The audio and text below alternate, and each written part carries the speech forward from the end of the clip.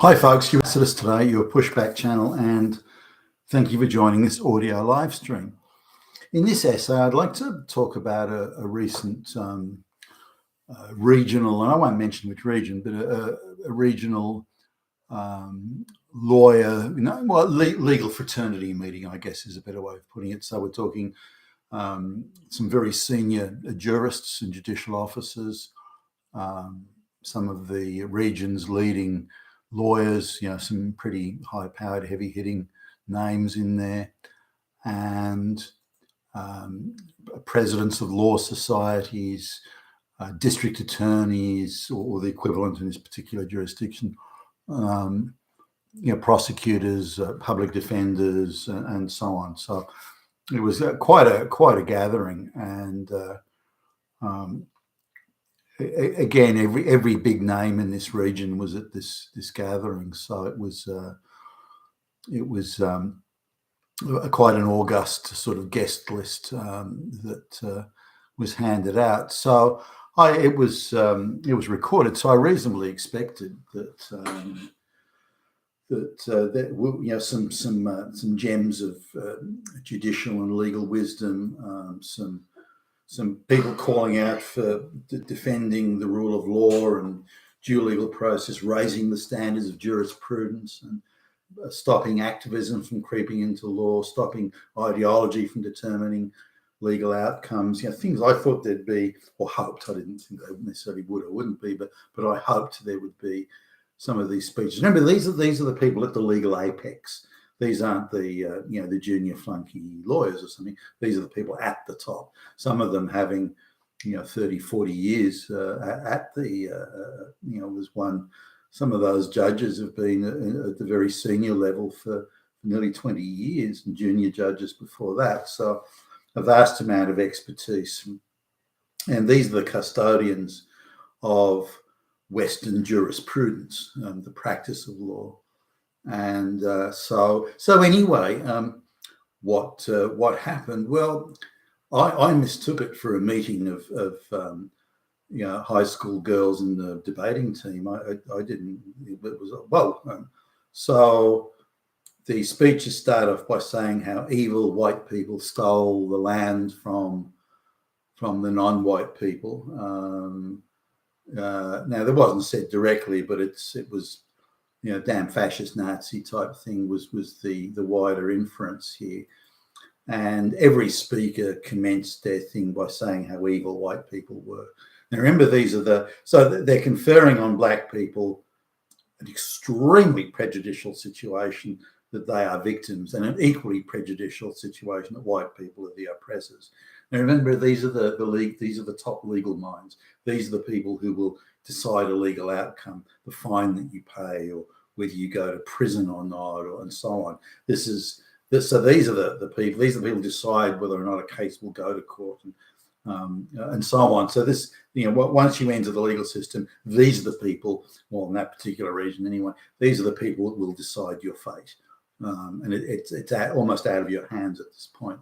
Once it enters the system, where these folks are in charge. Now, they don't declare that, hey, guess what? I'm a lawyer, or I'm a judge, and by the way, I'm an activist, and I believe in equity, and I believe that all straight white males are evil fascist Nazis, and that's the sign on their door, because then you could go somewhere else, but they don't. They purport to be. Legal practitioners that rely on facts, evidence, and the law, when nothing could be fucking further from the truth. So I just want to. There were the president of the Law Society, as an example, gave a speech. Now, these people, it doesn't take much to look them up online and look at their online profiles and things like that, and you can see there's anything but an impartial, independent legal practitioner. Now, here's the president of a peak legal body in this region. So she's, in terms of the legal literature that gets distributed, into all that sort of stuff, in terms of the money that's given to legal courses and books that get handed, all this sort of stuff. She's very much a key player in that. So you'd say, well, they must have picked an independent person that wants to uphold the law there. Nah. Now remember, this is appointed by a centre-right government, globalist controlled, but centre-right nonetheless. She's a lesbian. She's in her mid-30s. She came out of the third level law school, which was in the regions, and then one day she decided to start up a private legal practice, and from day one received a large flow of government legal work. So from day one, there was her plus 5 other lawyers and various admin staff in this practice, and she was 26 or something at the time. So clearly that was a prearranged setup there.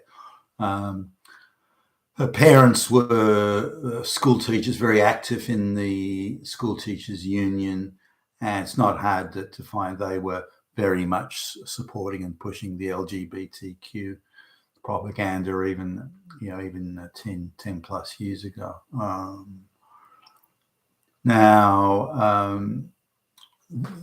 Her concept of justice is brazenly ideological, and she promotes and funds, has got the government to agree that she can fund the women in law and all sorts of gender equity thing. And so she says, what is her primary role as president of the Law Society?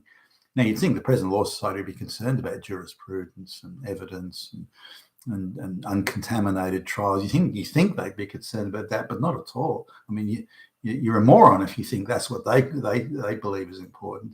So her top priorities are gender equity, racial equity, protecting the vulnerable, which is everyone except adult straight white males. Now, she wasn't alone, by the way. Another speaker got up who was, if you like, the district attorney, the equivalent of the district attorney, and she jumped straight into it as well. Again, gender equity, race equity, white people stole the land, black people are oppressed. We have to use the law to do something about this oppression and this racial inequity, and we have to produce equity outcomes and use the law as a blunt instrument to do that. And I'm sure that if these people heard a case that was of no interest to the globalists and had no touch of equity about it, to straight white males of equal wealth or something, I'm sure they would decide the case on the merit of the case. But any other case, anything, even the slightest sort of crack that allows their ideology to be brought into the case, then I would, certainly based on what I saw and hear, then I think they would go all ideological. Now, as each speaker got up, not fucking one, spoke about the rule of law, that it should be equally applied, due legal process and evidence and testing evidence, and none of them spoke about this. It was all. Some of them were reserved and didn't go full equity type ideological equity speeches, and some are more reserved than that. And there were other people there that didn't speak at all, and they may have all been folks who are concerned about the law. But of the speakers and the prominent ones, so we're looking at the equivalent of the district attorney, president of the Law Society, the lead lawyer in one of the most prominent law firms in the region, who looked like she was on some sort of drug. She's had this strange, starry-eyed, weird smile, like she's about to have a nervous breakdown or something, and just spoke absolute nonsense about equity and the like. So no speaker came to protection of the rule of law. Now, to me, I was aghast. I thought, holy fuck, you've got to be kidding.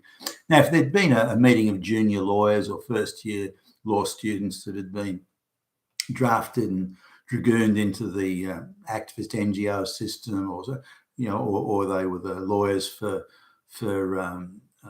some sort of climate change activism, then you go, okay, well, you kind of expect that. But these aren't. These people are passing themselves off as the custodians of the justice and the legal system in this region, they're passing themselves off as impartial judges and adjudicators and examiners of evidence and so on, when they were nothing of the fucking sort.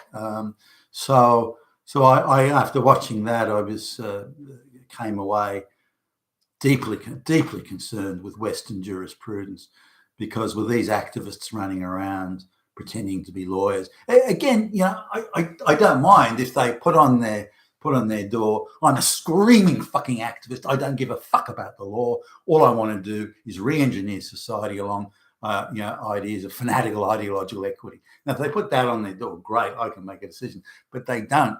Their very existence is deception itself, because they pass themselves off as the opposite of what they really are.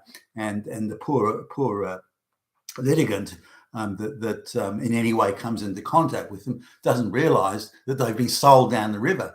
And these people are laughing behind their hands when they think of all the suckers.